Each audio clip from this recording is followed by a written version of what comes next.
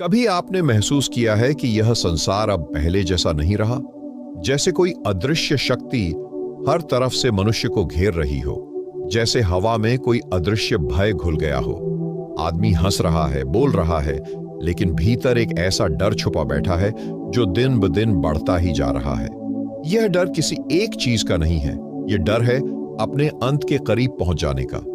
परमहंस योगानंद वर्षों पहले कह चुके थे, एक समय ऐसा आएगा जब मनुष्य अपनी ही बनाई हुई दुनिया से डरने लगेगा, जब उसका बनाया हुआ विज्ञान, उसका लोभ, उसकी हिंसा और उसकी मोहग्रस्तता उसे उसी दिशा में ले जाएगी जहां से लौटने का कोई मार्ग नहीं होगा।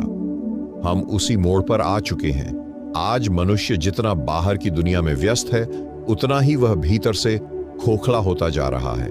घरों में चमक है पर दिलों में अंधेरा है, शब्द है पर भावनाएं नहीं, रिश्ते हैं पर संवेदना नहीं, आंखों में चमक है पर आत्मा बुझ चुकी है। मनुष्य दौड़ रहा है लेकिन उसे खुद नहीं मालूम कि वह कहां जा रहा है और इस अंधी दौड़ का अंत क्या होगा। योगानंद चेतावनी देते हैं, जो अपने भीतर की आवाज नहीं सुनता वह बाहर के शोर में नष्ट हो जाता है। क्या आपने कभी सोचा है कि क्यों इतनी बेचैनी है? क्यों यह जिंदगी जो पहले सरल और मधुर लगती थी अब इतनी कठिन और उलझी हुई प्रतीत होती है? इसका कारण बाहर नहीं, आपके भीतर है। आपके अंतःकरण से आपका जो संबंध था वह धीरे धीरे कट गया है। आपने आत्मा की पुकार को अनसुना कर दिया है और अब आत्मा मौन हो चुकी है। एक बार आत्मा मौन हो जाए तो जीवन केवल एक यंत्र की तरह चलता है, मशीन की तरह, और मशीन को कोई भी मोड़ सकता है, गिरा सकता है, समाप्त कर सकता है। मनुष्य आज अपनी ही बनाई हुई तकनीक का गुलाम बन चुका है। उसने विज्ञान को साधन बनाया था, पर अब विज्ञान उसे साध रहा है। उसका फोन, उसकी स्क्रीन, उसके डेटा, उसकी सोच, सब एक जाल में फंसे हुए हैं। परमहंस योगानंद कहते थे, जो शक्ति विवेक से रहित होती है वह अंततः विनाश लाती है। और आज हम उसी शक्ति के सामने नतमस्तक हैं, बिना आत्मा के, बिना विवेक के। ये समय है जागने का।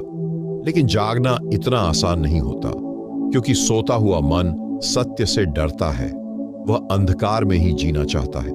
लेकिन जब भीतर का दीपक बुझने लगे, जब आत्मा की आवाज सुनाई देनी बंद हो जाए, तब समझ लीजिए कि विनाश अब दूर नहीं। आप सोच रहे होंगे कि क्या कोई रास्ता है इस अंधकार से बाहर निकलने का? क्या कोई उपाय है जिससे यह पतन रोका जा सके? योगानंद ने वर्षों पहले जिस विनाश की चेतावनी दी थी, उसका दूसरा बड़ा कारण है विज्ञान और तकनीक का दानवीकरण। आइए समझें कैसे विज्ञान, जो मानवता के उत्थान का साधन था, अब विनाश का कारण बन रहा है। मनुष्य ने तकनीक को जन्म दिया था ताकि उसका जीवन सरल हो सके, लेकिन आज तकनीक ही उसका जीवन निगलने लगी है। जिस विज्ञान ने आदमी को छात तक पहुंचाया, वही विज्ञान अब उसे धरती से काट रहा है। अब वह मोबाइल की स्क्रीन में डूबा है और आत्मा की स्क्रीन को अंधकार ने ढंक लिया है। जो मशीनें कभी सेवा के लिए थीं, अब वो उसे अपने ही भीतर कैद कर रही हैं। परमहंस योगानंद ने चेताया था, जब विज्ञान का उपयोग विवेक के साथ नहीं होगा, तब वह शैतान का औजार बन जाएगा। आज वह चेतावनी हमारे सामने सच होकर खड़ी है। एक तरफ विज्ञान ने हमें स्पीड दी, इंटरनेट दिया, संचार दिया, लेकिन दूसरी तरफ इसने ध्यान छीन लिया, शांति छीन ली और सबसे खतरनाक, संबंधों की गहराई छीन ली। अब मनुष्य संबंधों को भी मशीनों की तरह चलाना चाहता है। बात करने के लिए समय नहीं, स्पीड चाहिए। प्यार में धैर्य नहीं, तात्कालिक उत्तेजना चाहिए। संवाद नहीं, केवल उत्तर चाहिए। मनुष्य का जीवन एक इंस्टेंट पैकेट की तरह हो गया है। खोलो, खाओ, फेंक दो। और यह तकनीक केवल जीवन को तेज नहीं कर रही, यह आदमी को भावहीन बना रही है।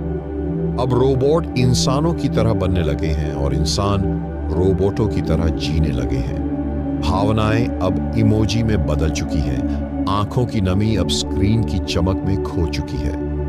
परमहंस योगानंद ने कहा था, अगर विज्ञान तुम्हें बाहर की शक्ति देता है तो ध्यान तुम्हें भीतर की शक्ति देगा। लेकिन यदि तुम केवल बाहर की शक्ति में ही लिप्त रहोगे तो तुम्हारा अंत तय है। आज विज्ञान बम बना रहा है, विष बना रहा है, आंखों को भ्रम दे रहा है और अंतःकरण को खाली करता जा रहा है। क्या आपने कभी सोचा है कि अब युद्ध तलवारों से नहीं, बटन से लड़े जाते हैं? एक बटन दबेगा और लाखों लोग समाप्त हो जाएंगे। ये कैसी शक्ति है जिसमें संवेदना नहीं है, जिसमें नैतिकता नहीं है? ये कैसी बुद्धिमत्ता है जो आत्मा के बिना चल रही है? मनुष्य ने अब तक बहुत कुछ बनाया, लेकिन एक चीज जो वह भूल गया है बनाना, वह है अंतरात्मा का संबंध। और जब विज्ञान आत्मा से कट जाता है तो वह केवल विनाश लाता है। बम, वायरस, साइबर युद्ध, ड्रोन हमले, ये सब उसी विज्ञान की संतानें हैं जो आत्मा से विहीन हो चुका है। आज का विज्ञान बहुत जानता है, लेकिन जानता क्या है? बाहरी पदार्थों की संरचना, परमाणु की गति, प्रकाश की तीव्रता। पर वह नहीं जानता जीवन का सार, आत्मा की गहराई, शांति की कला। परमहंस योगानंद कहते थे, यदि तुम बाहर की खोज में लगे रहोगे और भीतर की खोज को भूल जाओगे, तो तुम्हारी उपलब्धियां तुम्हारे ही विरुद्ध हथियार बन जाएंगी।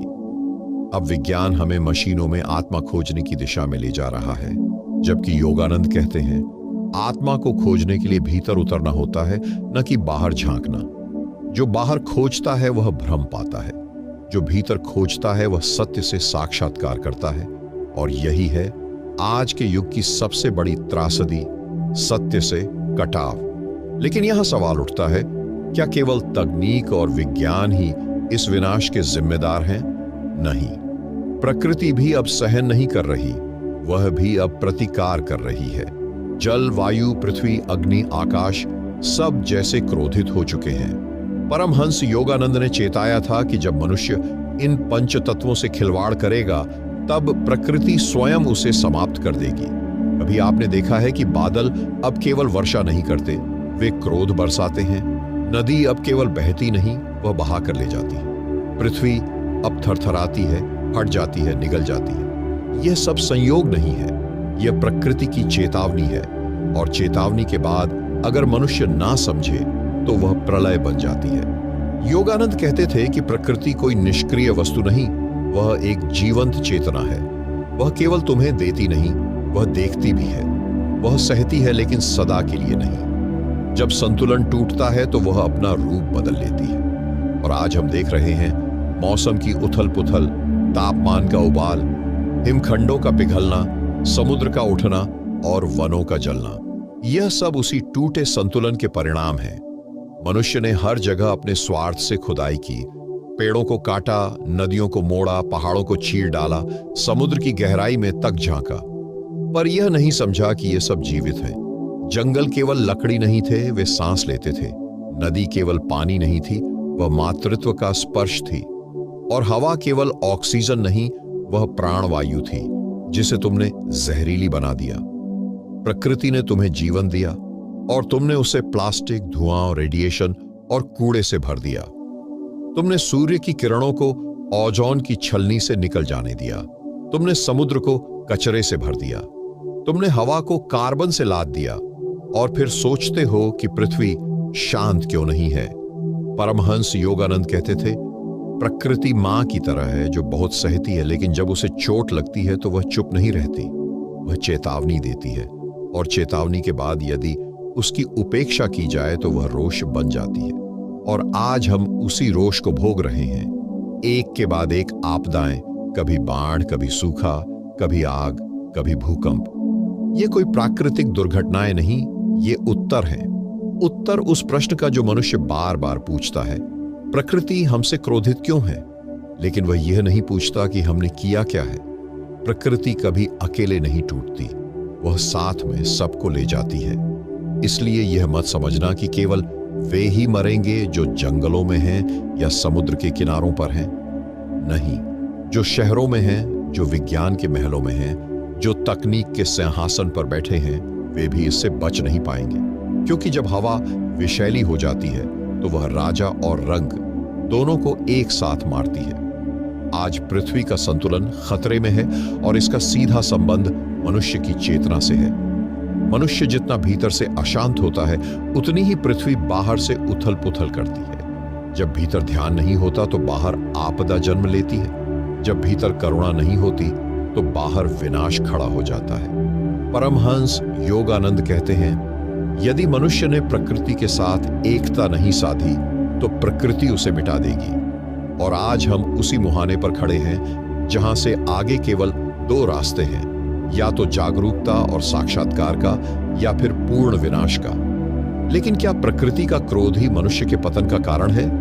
नहीं, इससे भी अधिक खतरनाक है मनुष्य का संबंधों से, मूल्यों से और अपने ही जैसे मनुष्यों से कटाव। आज आदमी के पास सब कुछ है लेकिन कोई नहीं है। जीवन में सुविधाएं हैं लेकिन संवेदनाएं नहीं है। घर है लेकिन उसमें एकांत है। रिश्ते हैं लेकिन उनमें गर्मी नहीं है। बात होती है लेकिन समझदारी नहीं होती। आवाजें होती हैं लेकिन स्पर्श नहीं। यह आधुनिकता का सबसे घातक परिणाम है। मनुष्य ने सब कुछ पा लिया लेकिन मनुष्य को ही खो दिया। परमहंस योगानंद कहते थे, जब प्रेम वस्तु बन जाए और संबंध लेन देन का व्यापार बन जाए, तब जान लो कि विनाश द्वार पर है। आज हम उस ही अवस्था में पहुंच चुके हैं। अब रिश्ते टिकते नहीं क्योंकि वे गहरे नहीं हैं। अब संवाद टिकता नहीं क्योंकि उसमें मौन नहीं है। अब प्रेम चलता नहीं क्योंकि उसमें धैर्य नहीं है। लोग अब प्रेम नहीं करते, वे एक दूसरे का उपयोग करते हैं। और जब उपयोग समाप्त होता है तो एक दूसरे को त्याग देते हैं। यह त्याग बाहर नहीं भीतर होता है। आत्मा को चोट पहुंचती है, और जब आत्मा बार बार चोट खाती है तो वह मौन हो जाती है। यही मौन अंततः समाज को निर्जीव बना देता है। बच्चों के चेहरे पर मुस्कान है लेकिन आंखों में गहराई नहीं है। वे अब बचपन में नहीं, स्क्रीन के घेरे में जी रहे हैं। माँ बाप अपने बच्चों के साथ कम, उनकी उपलब्धियों के पीछे अधिक भागते हैं। और बच्चे भी अब माता पिता को गुरु या साथी नहीं मानते, बल्कि केवल आदेश देने वाले या अपेक्षा करने वाले समझते हैं। ये सब इसलिए हुआ क्योंकि हमने मूल्यों को खो दिया। करुणा, सेवा, सत्य, धैर्य, समर्पण, ये सब शब्द अब केवल किताबों में रह गए हैं। और जब जीवन से मूल्य खो जाते हैं तो वहां केवल डर, संघर्ष, प्रतिस्पर्धा और घृणा बचती है। मनुष्य अब मनुष्य से डरता है। किसी के पास बैठना असहज करता है, किसी की आंखों में देखना मुश्किल लगता है, क्योंकि वहां संबंध नहीं, तुलना है। हर कोई दूसरों से आगे निकलना चाहता है, लेकिन यह भूल गया है कि जीवन कोई दौड़ नहीं, यह एक संघ यात्रा है। परमहंस योगानंद कहते थे, जब मनुष्य मनुष्य को वस्तु की तरह देखने लगे, तब वह स्वयं वस्तु बन जाता है। आज हम यही होते जा रहे हैं, एक दूसरे के लिए उपयोगी यंत्र, लेकिन भावनात्मक रूप से शून्य। और यह शून्यता धीरे धीरे पूरे समाज में फैल रही है। दुखद यह है कि यह कटाव अब केवल समाज तक सीमित नहीं रहा, यह आत्मा तक पहुंच गया है। अब लोग केवल बाहर से ही नहीं, भीतर से भी टूटे हुए हैं। वे हंसते हैं लेकिन भीतर कुछ रोता है। वे काम करते हैं लेकिन अर्थहीनता उन्हें निगल रही है। वे जी रहे हैं लेकिन जीने का रस समाप्त हो चुका है। क्या यह जीवन है? क्या यही मानवता है? नहीं। परमहंस योगानंद कहते हैं, मनुष्य का वास्तविक संबंध केवल दूसरे मनुष्य से नहीं, स्वयं की आत्मा से होता है। और जब वह आत्मा से कट जाता है तब सभी संबंध बेमानी हो जाते हैं। आज की सूखी दुनिया में सबसे बड़ी आवश्यकता है आत्मा से पुनः जुड़ने की। लेकिन वह तभी संभव है जब जीवन के नाम पर चल रहे इस अभिनय को रोका जाए और भीतर की यात्रा आरंभ की जाए। लेकिन उस यात्रा को शुरू करना आसान नहीं, क्योंकि आज का धर्म और अध्यात्म भी एक व्यापार बन चुका है। वहां भी अब खोज नहीं, प्रदर्शन है।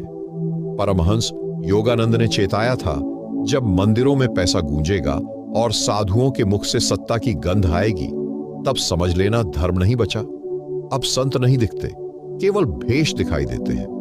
अब प्रवचन होते हैं लेकिन आत्मा में उतरने वाली आवाजें नहीं। मंच पर रोशनी है, भीड़ है, कैमरे हैं, लेकिन भीतर शांति नहीं है। जिन स्थानों पर ध्यान की गहराई होनी चाहिए थी, वहां अब शोर और प्रचार है। लोग धर्म के नाम पर दौड़ रहे हैं, लेकिन उन्हें नहीं मालूम कि वे किस दिशा में जा रहे हैं। धर्म अब सत्य की खोज नहीं, सुविधा की दुकान बन गया है। जो धर्म कभी आत्मा का दीपक था, वह अब व्यापार का चश्मा बन गया है, जिससे देखा नहीं, केवल दिखाया जाता है। परमहंस योगानंद ने बार बार कहा, सच्चा धर्म तुम्हें भीतर की ओर ले जाता है और झूठा धर्म तुम्हें भीड़ में फंसा देता है। लेकिन आज के युग में लोग उस धर्म की ओर आकर्षित हैं जो भीड़ देता है, शक्ति देता है, पहचान देता है, चाहे वह आत्मा से रहित क्यों न हो। साधु संत अब सत्ता के पास हैं और सत्ता अब अध्यात्म की पोशाक पहन रही है। मंदिरों में चढ़ावे के ढेर हैं, लेकिन भूखे के हाथ खाली हैं। आस्था अब ब्रांड बन गई है और ईश्वर एक उत्पाद। लोग मंदिरों में घंटा बजाते हैं, पर भीतर मौन का एक क्षण नहीं होता।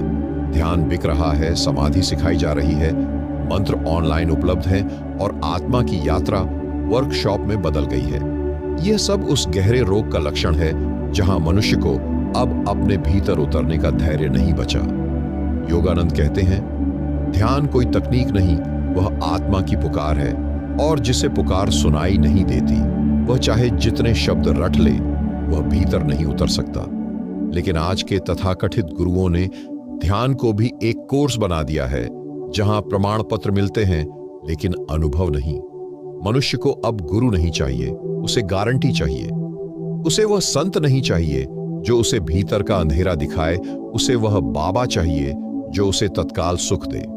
और यहीं से अध्यात्म मरता है, क्योंकि जहां व्यापार शुरू होता है वहां भक्ति समाप्त हो जाती है।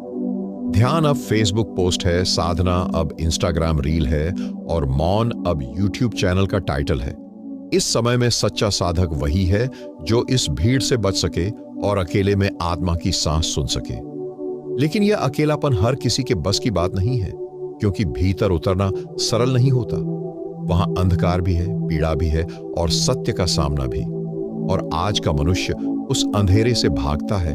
वह चाहता है रोशनी, लेकिन भीतर जाने की नहीं, बाहर दिखाने की। परमहंस योगानंद कहते हैं, भीतर की यात्रा में कुछ नहीं दिखता, पर वहां सब कुछ मिलता है। और यही आज के युग में खो गया है। सब कुछ दिखता है लेकिन भीतर कुछ नहीं है। अब सवाल यह उठता है, क्या हम ध्यान की ओर फिर लौट सकते हैं? क्या आत्मा की उस गहराई तक पहुंचा जा सकता है जहां परमहंस योगानंद हमें बुलाते हैं? ध्यान अब केवल शब्द नहीं, जीवन की सबसे बड़ी आवश्यकता है। आज के समय में मनुष्य के भीतर जो अशांति है, जो बेचैनी है, जो खींचातानी है, उसका केवल एक ही मूल कारण है कि वह अपने भीतर नहीं उतरता। वह दूसरों को जानता है, दुनिया को पहचानता है, लेकिन स्वयं को नहीं देखता। ध्यान वही दर्पण है जिसमें मनुष्य पहली बार स्वयं को स्पष्ट देखता है।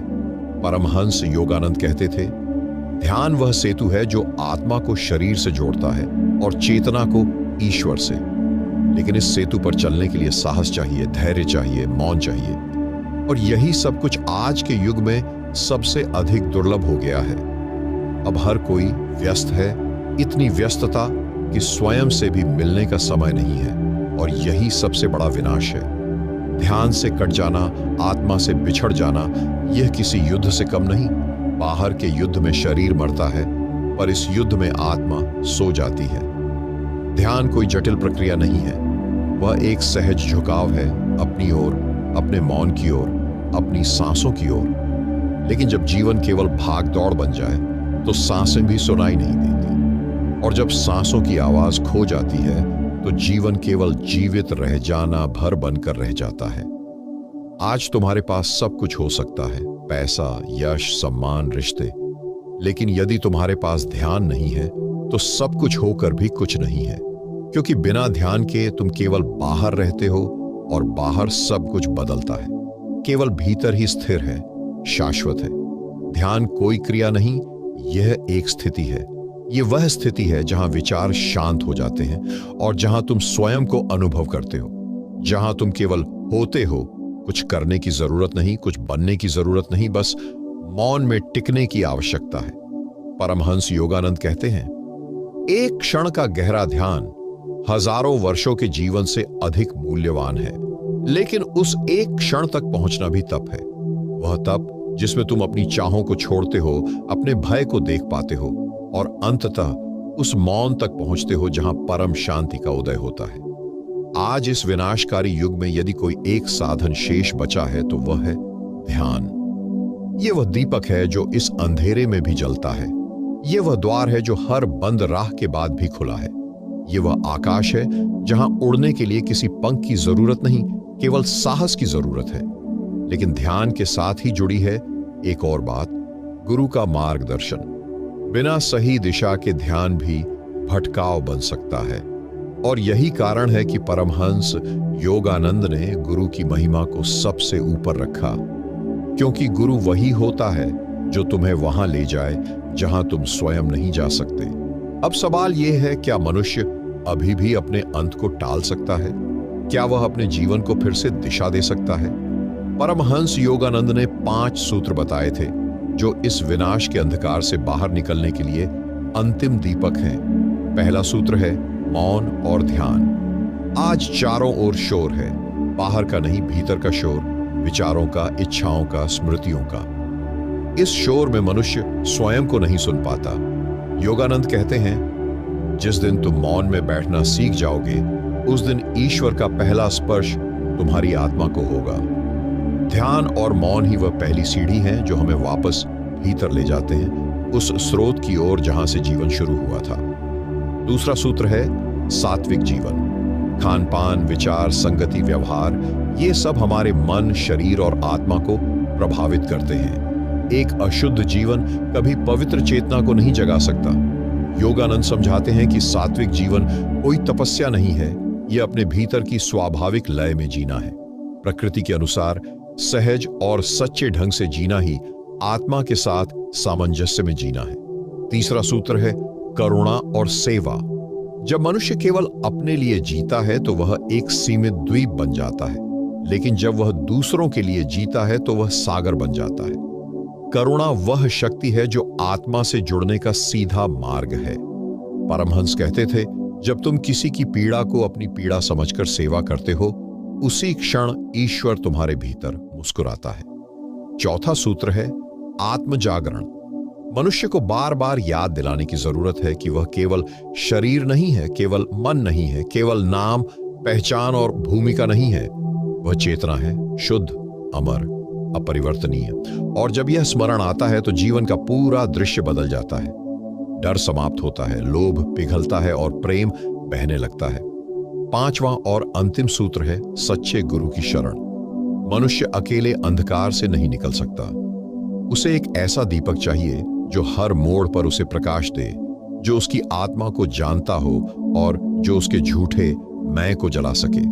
गुरु कोई व्यक्ति नहीं होता, वह एक उपस्थिति है, एक चेतना है जो शब्दों के पार है। योगानंद स्वयं कहते हैं, गुरु वह द्वार है जिससे होकर आत्मा ईश्वर तक जाती है। यदि मनुष्य इन 5 सूत्रों को धारण कर ले तो विनाश केवल एक सपना बनकर रह जाएगा। वह फिर से उठ सकता है, नए, निर्मल और दिव्य रूप में। समय अभी शेष है, लेकिन वह बहुत तेजी से बह रहा है। जो जाग गया वही बचेगा, जो सोया रह गया उसे यह सृष्टि पीछे छोड़ देगी। आज जब चारों ओर अंधकार है, तब यही 5 दीपक हैं जिनसे तुम अपने पथ को प्रकाशित कर सकते हो। परमहंस योगानंद की चेतावनी कोई भय नहीं थी, वह प्रेम से भरी एक पुकार थी। वह अंतिम आवाज थी तुम्हारे भीतर की तरफ लौटने की। अगर इस वीडियो ने आपके भीतर कुछ हिलाया हो, अगर एक पल के लिए भी आपको लगा हो कि हाँ, अब बदलाव की जरूरत है, तो इसे यहीं मत रोको। इस वीडियो को लाइक करें ताकि हमें यह समझ आए कि आप हमारे साथ हैं। सब्सक्राइब करें ताकि आत्मा की अगली आवाज आपसे छूट न जाए। और कमेंट में बस एक बात लिखें, मैं तैयार हूं भीतर की यात्रा के लिए। आपका हर शब्द हमारे लिए एक ऊर्जा है। धन्यवाद।